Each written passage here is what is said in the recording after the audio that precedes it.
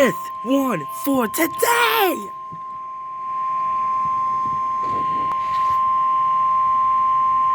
The National Weather Service in Fort Worth has issued a severe thunderstorm warning for Somerville County in north-central Texas, eastern Erath County in north-central Texas, southwestern Parker County in north-central Texas, Hood County in north-central Texas, until 10:30 p.m. Central Daylight Time.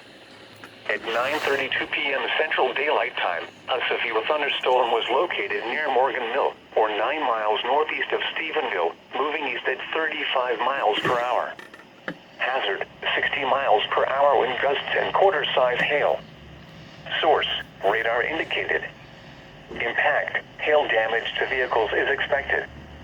Expect wind damage to roof, siding, and trees. Locations impacted include Stephenville, Granbury, Pecan Plantation, Glen Rose, Lipan, Morgan Mill, Dinosaur Valley State Park, Oak Trail Shores, and Toller. For your protection, get inside a sturdy structure and stay away from windows.